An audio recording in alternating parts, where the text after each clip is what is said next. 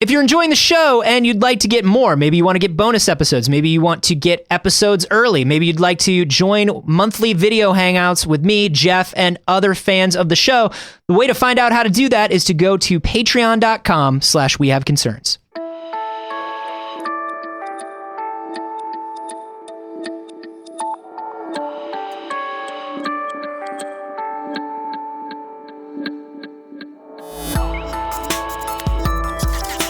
It just shows you that Lucasfilm is getting on that whole America First bandwagon. America First! Make Star Wars great again.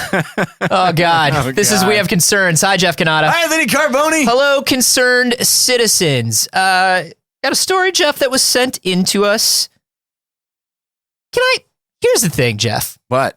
We start off a lot of these episodes by saying, got a story. Yeah. Of course we have a story. That's the whole point. That's the whole point. But it's always a surprise every time. Why do we do that? I'm always surprised. Do we have a story this week? We do. Oh, yes! Shockingly, we have a story for every episode we're going to do this week. Oh, that's so good. If you can believe it. This one was sent in to us by Mark Nuffer on the Facebook group, facebook.com/groups/wehaveconcerns. You can also head to reddit.com/r/wehaveconcerns to hang out with fellow concerned citizens. This is a story that was on Boing Boing, but it was first reported in the Idaho Statesman. Idaho is trying to start a movement to be designated as America's first dark sky reserve. Dark Sky Reserve. Dark Sky Reserve is my favorite Starbucks coffee. Oh, it only comes out once a year. Yeah, on a full at moon. the equinox. Yeah, right.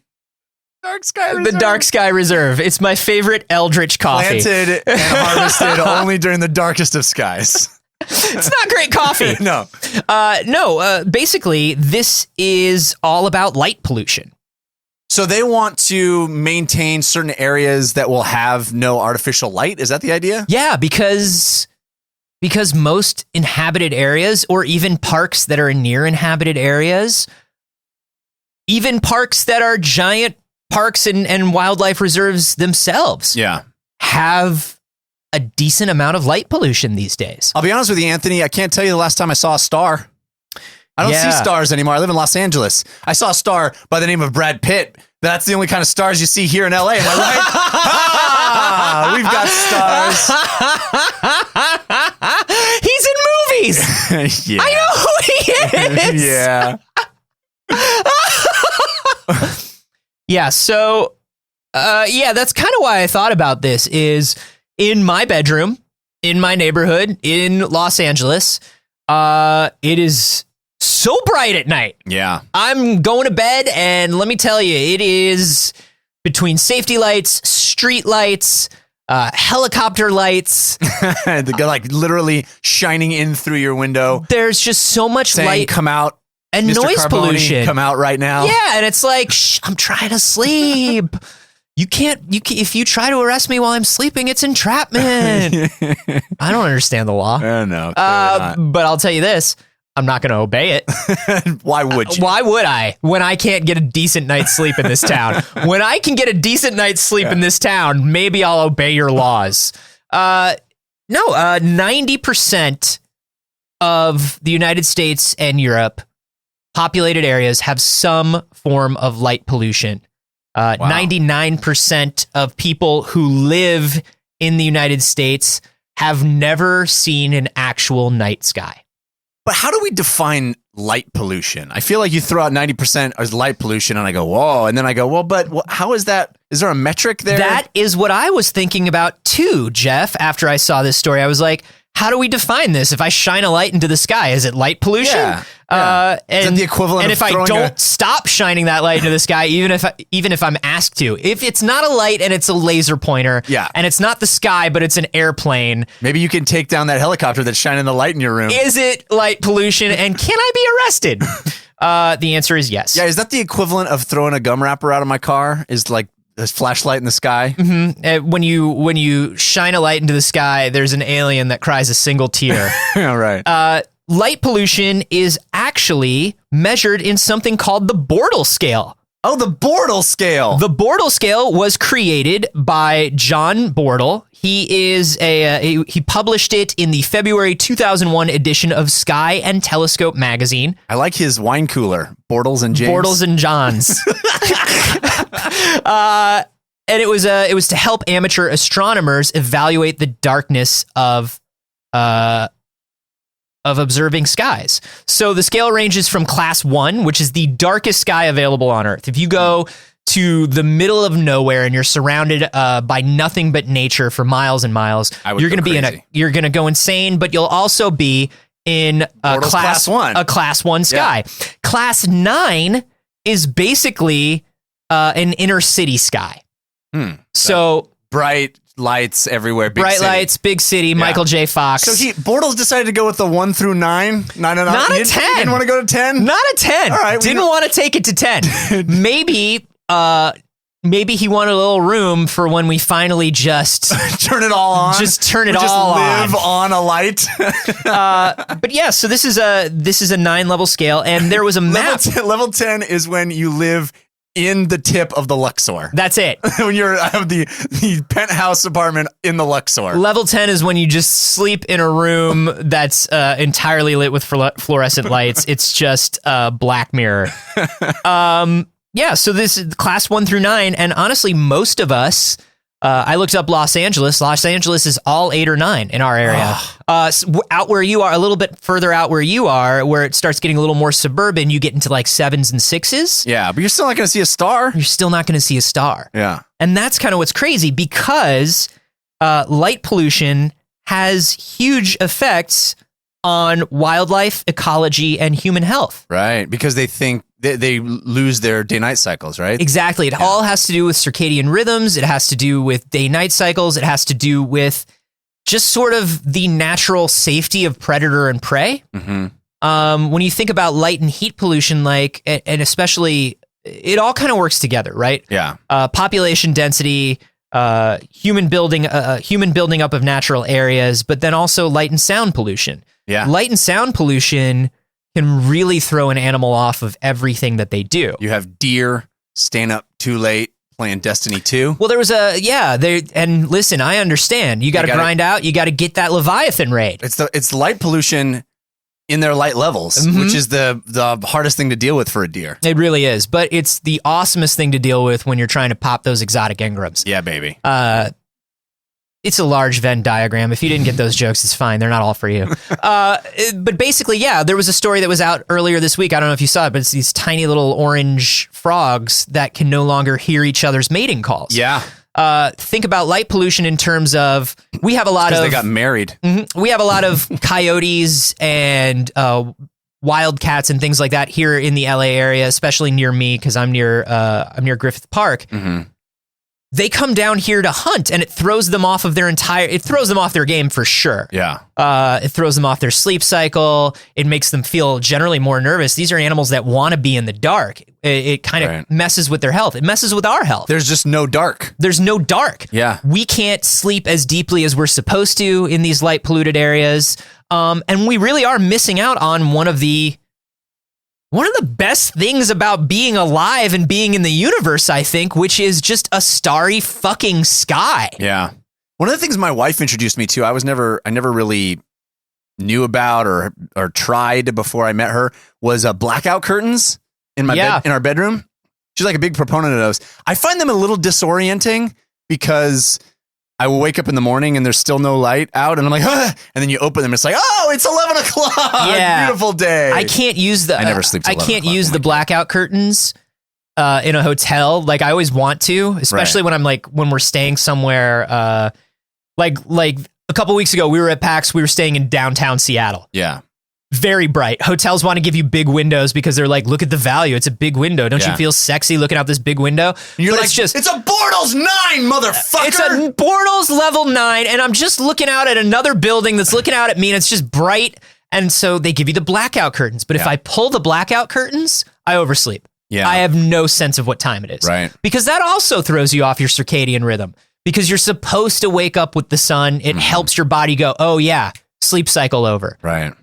So by trying to correct for the damage that we're doing, as per usual, we are doing more damage or a similar amount of damage. So Idaho wants to create safe space. How do you curb light pollution? You just make people not be able to turn on artificial light in a certain radius? Yeah, that's exactly what they're doing.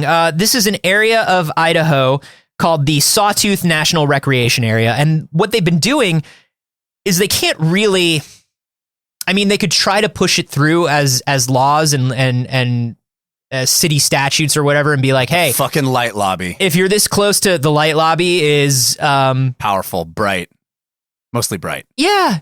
And they just want, I don't know. They want it all lit. They want it all lit. The light lobby, it's lit. TMR, copyright, fidget spinner. They could try to push this through, but it's really weird. It's kind of like,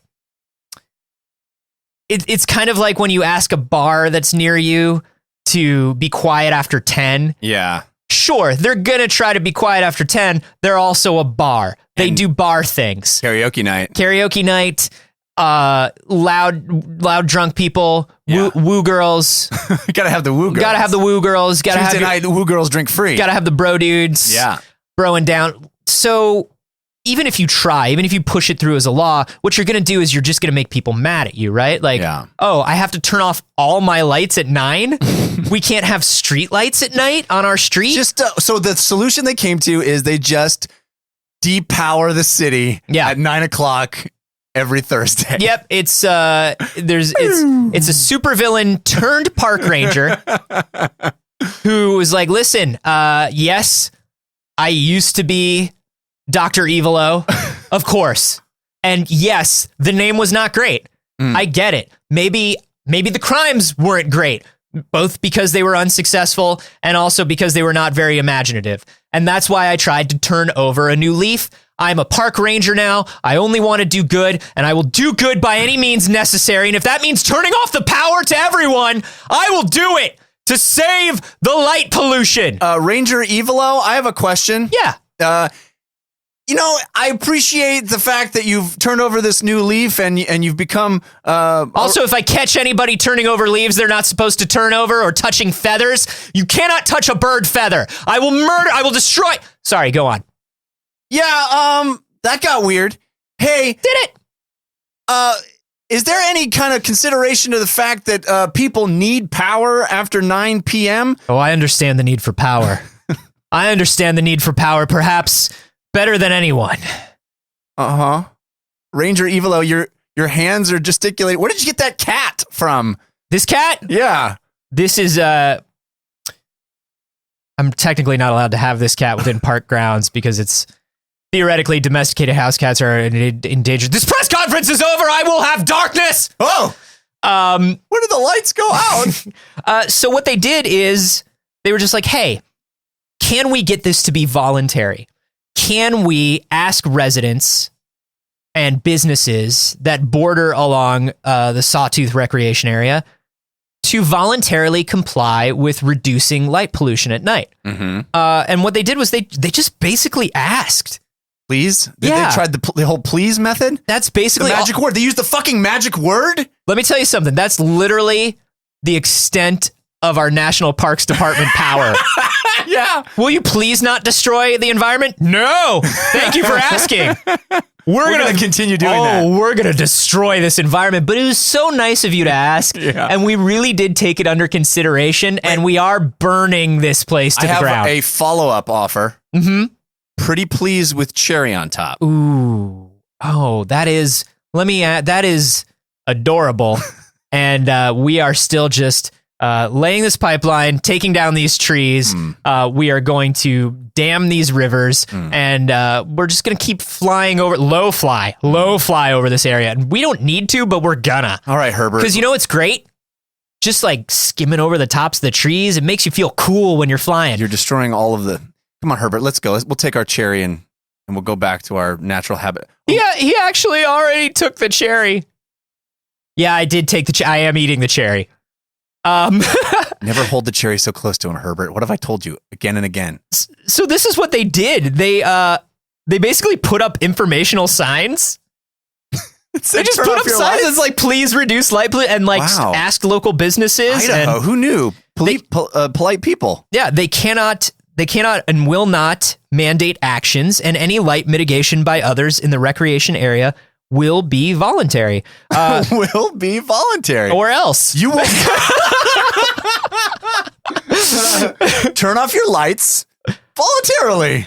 Or else. Or we destroy you. Or else what? Nothing. No, nothing. Just please. Or else we'll have to ask again and it'll get awkward. But we won't ask 3 times because we also don't want to be naggy. You know? Like, we don't want to be the naggy park. So you're saying this worked? It did work. Stanley, Idaho, which is a mountain town within the Sawtooth recreation area. They run mostly on tourism money, and they decided that they were going to voluntarily participate in these light pollution actions. And it's been great for them because people come to Stanley and stay there to see the night sky. Wow. People were coming there anywhere. Come for the Stanley, stay for the darkness. Yeah. Stay for the dark. Let me tell you something. Any place that's like come for the hospitality, stay for the darkness. I'm there. That sounds like the best David Lynch show. Yeah. It also gets real dark here. Yeah, I'm ready. I'm ready for that mix of hospitality and darkness. We have a pancake breakfast at 7. Mm-hmm. And then a mirror that looks into your soul. It's super dark. It's just going to show you what you would see in your own soul. Yeah. There's a man that comes to your room at night, knocks 3 times, and then whispers the date and time of your death. Yeah. And then on sunset, we have a hayride. That's great. It's a hayride of doom. Yeah. It's haunted. It may be the only actually haunted hayride. But the haunting is just the thoughts of things you could have done better in your life. It's something. Stanley. Small town charm. Black souls. Small town charm. Big existential crisis. Yeah, so I love this. I love this idea. I love that people want to participate in it voluntarily. Obviously, it works for a town like Stanley. I cannot see it working in an area certainly as large as Los Angeles. Right. No, it's definitely, I mean, but that's the same as a wildlife preserve, right? You're not going to be able to have a wildlife preserve in, downtown LA either. It's these areas that are already sort of in a zone where you can make it happen and you want to preserve that. And I think that's a laudable goal. It is. What this made me think of was, so, I live pretty close to Griffith Park. Griffith Park is the largest like city park in the United States. It's the largest park within More than Central Park? More than Central Park. Really? Yeah, it's bigger. Yeah, because I thought Central Park was bigger when I moved here. I was like, fuck Griffith Park, Central Park for life. Because, I can't help it. It's a reflex of anybody who's lived in New York. Even if we don't think it anymore, we have to be like, New York rules. So I looked it up, and Griffith is actually bigger. And what's crazy is Griffith is this big, very natural feeling park, whereas Central Park feels very manicured and landscaped. Sure. And we have the Griffith Park Observatory, Observatory, and all this stuff. But it doesn't matter.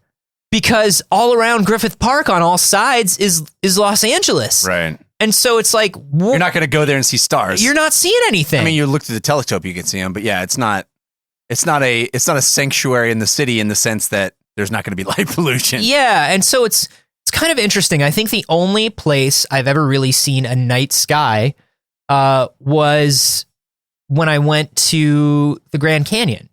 Yeah. And we stayed for a night in the park. Oh man. And it was like, but even then, because we stayed but we didn't camp, we stayed like in one of the little cabins. Yeah. Even then, just the light from those cabins and kind of like surrounding towns nearby and stuff. I looked it up and the Grand Canyon is not a 1 on the scale. It's somewhere around like a 3 or a 4. On the Bortles? On the Bortles scale. Yeah. So it's like even there, you're not getting this perfectly natural, beautiful night sky. You gotta go to Idaho. You gotta go to Idaho. Yeah. I don't know. Stay for the potatoes. Go for the darkness. When you're a city mouse like we are, and even going down a few notches on the Bortles scale is a pretty profound experience. Oh, dude, it blew my mind. Yeah. I'm not saying it didn't blow my mind. What's blowing my mind is that there are orders of magnitude more that could be seen. Yeah. Actually, you know what? I think Actually, in Iceland, there was a night where it was like, whoa, where we were staying at like a little hostel in the middle Just of this nowhere. tapestry of stars above you. And it's crazy. And it's like, this is how the sky's supposed to look. This is how, for most of our human history, this is what people looked up and saw. yeah. And it's kind of crazy because now it's funny. You read all this stuff about, especially in old literature and things that have, that are hundreds of years old, thousands of years old, this writing that's like romanticizing the stars in the night sky. And we kind of think of it as like, oh, of course, that's like what we do. It's like the standardized thing. But like back then, the night sky was really something to behold. Yeah. And it's crazy to remember that. Like they used to. Yeah. It kind of breaks my heart. And I wish that there were more things we could do. Yeah. I wish that there were more things we could do like Idaho does. I'm sure there are. Yeah. Just removing like gigantic billboards on the sides or like LED screens on the sides of buildings. Yes. But then we're going to get farther away from the Blade Runner future that we're all headed toward in 2019. Let me tell you something. As somebody who's obsessed with Blade Runner and has been his whole life, people are always like, "Oh my gosh, Blade Runner, it's so beautiful. Don't you want to live there?" I was like, "No, that's the point. the point is you're supposed to. The point is you're supposed to look at it and be like, wow, that's crazy looking, but you're not supposed to go, that's so cool, I want to live there." I mean, the cities are kind of like stars. Kind of like when you get to the point where like owning a robot animal is a sign of affluence because there aren't any animals. Yeah. No, you don't want to live in Blade Runner. Yeah. But we're getting there. We're getting there. Not Idaho though. Where do you guys live, and where is your city on the Bortle scale? We'll put a link down to the map and stuff. Yeah. So you can check it out. We'd love to. It's pretty cool. This like heat map of light of the country is pretty wild to look at. Let us know where you are on the Bortle scale and what the best night sky you've ever seen is, if you've ever really seen one. Yeah. You can let us know on Twitter. I'm at @acarboni. I'm at Jeff Canada. You can discuss it on the episode discussion thread in the Facebook group. That's facebook.com/group/wehaveconcerns. You can also do that on the subreddit. And buy our junk. Go to our store. It's not, you're not supposed to buy our garbage. It's not that. wehaveconcerns.com/shop. I may even make it so wehaveconcerns.com/garbage works. You should check and see if it works. And then if it does, buy a shirt. It's good garbage.